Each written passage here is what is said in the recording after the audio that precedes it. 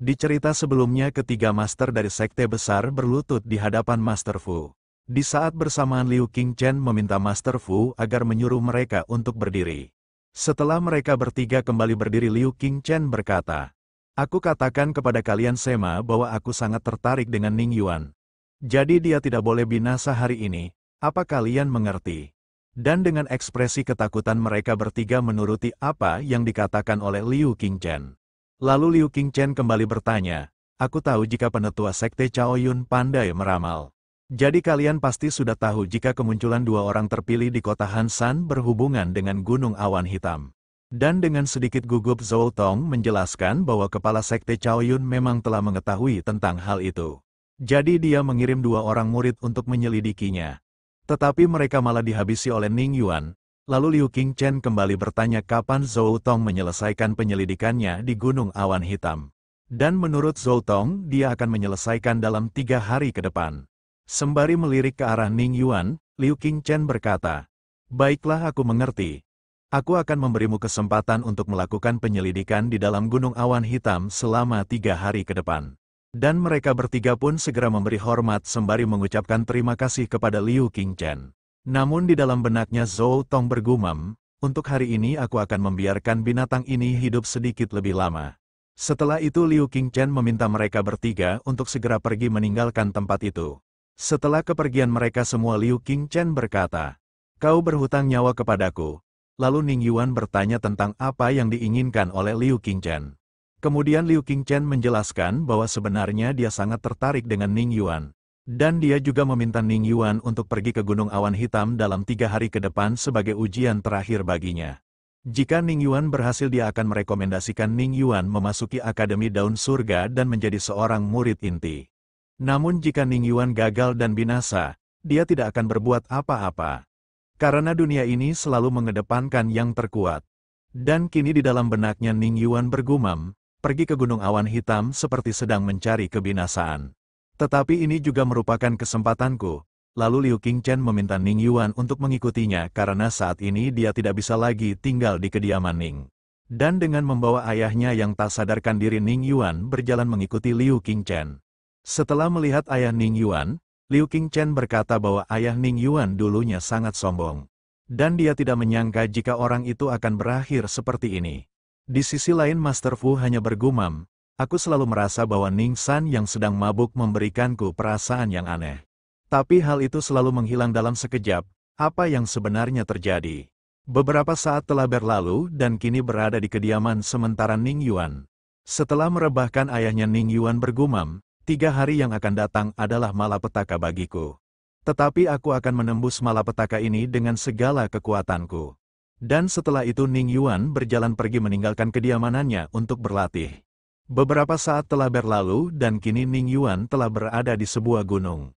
Dan dengan menguatkan tekadnya Ning Yuan bergumam, "Di Gunung Awan Hitam aku akan bertarung dengan Zhou Tong dan yang lainnya. Dan aku juga harus mendapatkan sesuatu yang menarik."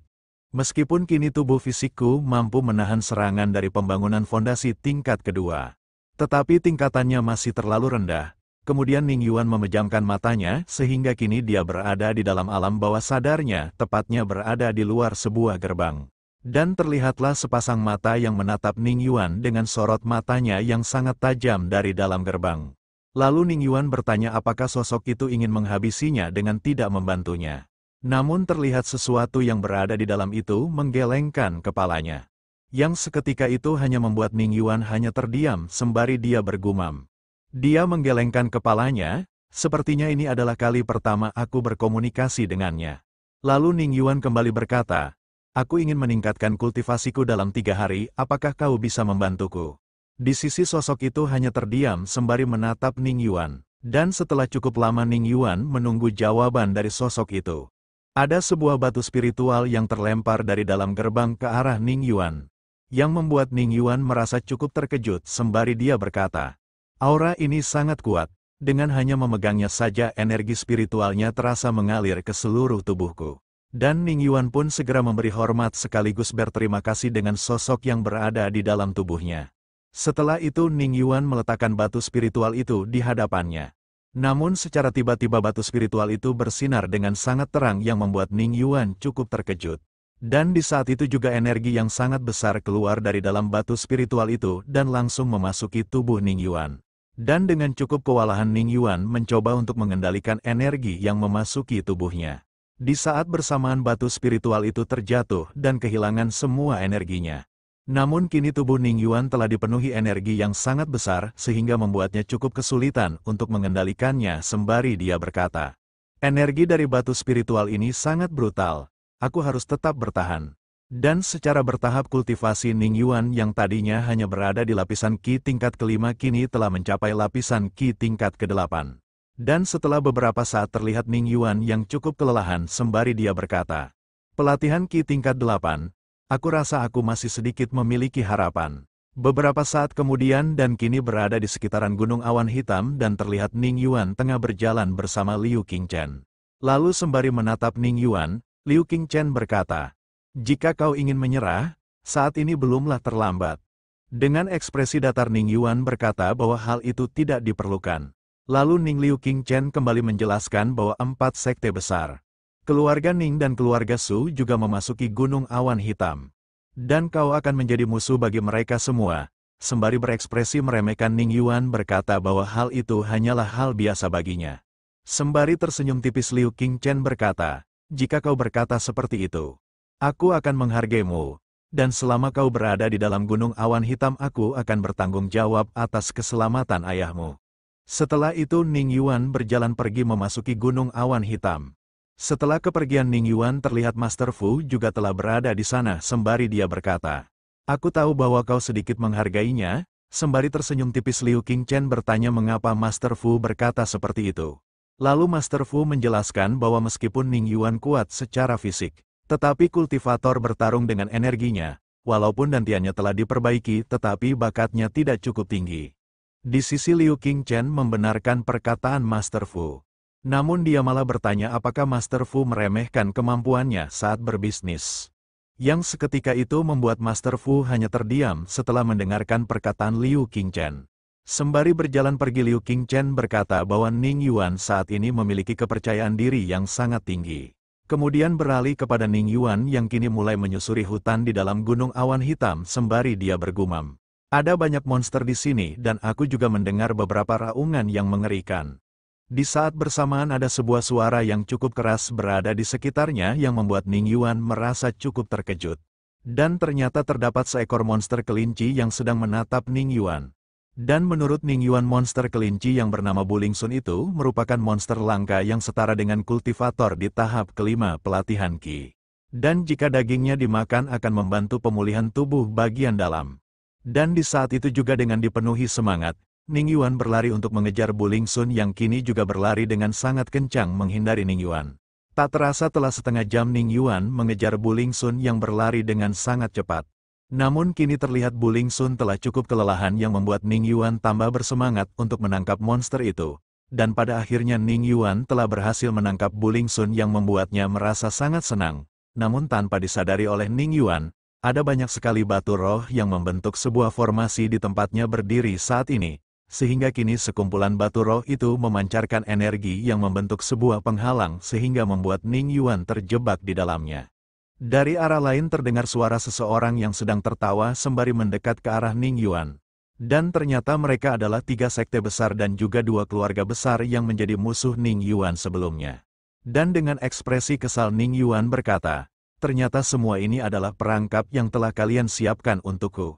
Lalu Zhou Tong berkata, "Bagi orang sepertimu, Bulingsu adalah monster yang sangat berharga." Sembari memasukkan Bulingsu ke dalam kantung penyimpanan Ning Yuan berkata, "Terima kasih karena kalian sangat peduli dengan memberikan Bulingsu kepadaku." Dan di saat itu juga Ning Yuan melesat sembari menyiapkan energi di dalam tangannya. Selanjutnya dia pun menghantamkan pukulannya ke arah penghalang yang mengurungnya. Namun penghalang itu tidak tergores sedikit pun, yang seketika itu membuat Ning Yuan merasa cukup terkejut. Di saat bersamaan Zhou Tong tertawa dengan cukup puas sembari berkata, "Itu adalah formasi dari keluargaku. Dan roh yang berada di dalam formasi akan terus menyerap energimu hingga membuatmu melemah. Di dalam formasi ini segala hal yang kau lakukan akan terasa sia-sia." Tanpa menyerah begitu saja Ning Yuan kembali memusatkan energinya di dalam tangannya. Dan dia kembali menghantamkan energinya dengan sekuat tenaga ke arah formasi itu. Di sisi Zhou Tong hanya tertawa sembari berkata, "Hari ini aku akan menyiksamu sampai kau tidak merasakan rasa sakit lagi." Tanpa mendengarkan perkataan Zhou Tong, Ning Yuan secara terus-menerus menghantamkan pukulannya untuk mencoba menembus penghalang yang kini mengurungnya sembari dia bergumam. "Tubuhku semakin melemah. Aku harus segera mencari cara untuk melepaskan diri dari dalam formasi ini." Kemudian Ning Yuan kembali mencoba untuk memulihkan dan mengeluarkan seluruh kekuatan yang dimiliki olehnya. Namun dia malah memuntahkan cairan merah dari dalam mulutnya sehingga membuatnya tersungkur di dalam formasi itu. Sembari menatap Ning Yuan yang telah terkapar, Zhou Tong berkata, "Aku tidak tahan lagi melihat sampah ini. Aku akan menghabisinya sekarang." Di sisi Su Yu memperingatkan Zhou Tong untuk berhati-hati agar tidak tertipu oleh Ning Yuan. Namun Zhou Tong tidak memperdulikan peringatkan Su Yu dan meminta Su Yu untuk tidak terlalu banyak bicara. Yang seketika itu membuat Su Yu langsung terdiam tanpa berkata-kata lagi. Kemudian Zhou Tong mulai membuka formasinya, lalu dia berjalan mendekati Ning Yuan sembari menyiapkan pedangnya. Dia berkata, "Bagiku kau hanyalah seekor semut rendahan. Kali ini aku akan menyiksamu hingga binasa." Namun di saat Zhou Tong mengarahkan pedangnya untuk menghabisi Ning Yuan, Ning Yuan yang berpura-pura pingsan kembali tersadar dan memukul tangan Zhou Tong hingga membuat pedang di tangannya terlepas. Yang seketika itu membuat Zhou Tong sangatlah terkejut dengan apa yang dilihatnya. Lalu dengan sangat cepat Ning Yuan segera bergerak ke belakang Zhou Tong. Dan di saat itu juga Ning Yuan menendang tubuh Zhou Tong dengan sangat keras. Sehingga membuat Zhou Tong terlempar sangat jauh dan memuntahkan cairan merah dari dalam mulutnya. Di sisi lain Su Yu yang terlihat khawatir meminta semua orang yang berada di sana untuk bersiap menyerang. Dan di saat itu juga penetua Sekte Api memulai tekniknya sehingga menciptakan kobaran api yang sangat besar dan mengarahkannya untuk menyerang Ning Yuan. Namun Ning Yuan masih sempat untuk menghindari serangan berskala besar itu. Dan kini tatapan Ning Yuan tertuju kepada Su Yu, yang membuat Su Yu merasa cukup khawatir. Lalu Ning Yuan segera melesat dengan sangat cepat ke arah Su Yu. Dan di saat bersamaan Su Yu memulai sebuah teknik, sehingga kini menciptakan sebuah penghalang yang menghentikan langkah dari Ning Yuan. Namun Ning Yuan segera mengarahkan pukulannya ke arah penghalang itu sehingga membuat penghalang itu hancur berkeping-keping hanya dengan satu pukulan. Di sisi Su Yu mencoba untuk mengambil jarak dari Ning Yuan yang terus mengejarnya. Dan di saat itu juga Su Yu menciptakan teknik lapisan es sehingga membuat tanah yang dipijak oleh Ning Yuan berubah menjadi es.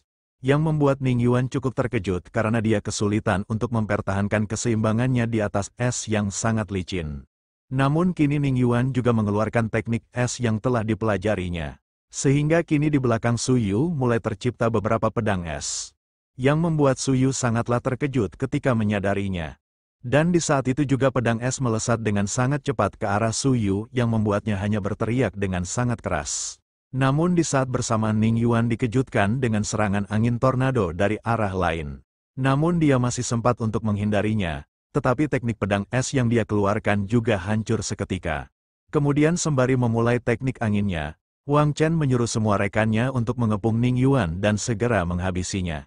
Dan semua orang itu segera mengelilingi Ning Yuan sembari menyiapkan masing-masing teknik terkuat mereka. Dan secara bersama-sama mengarahkan semua energi itu untuk menyerang Ning Yuan. Namun dengan sangat cepat Ning Yuan berhasil menghindari seluruh serangan yang diarahkan kepadanya dan mencoba untuk melarikan diri dari tempat itu. Yang seketika itu membuat penetua Sekte Api merasa cukup kesal dan berteriak ke semua orang agar mereka tidak membiarkan Ning Yuan meloloskan diri.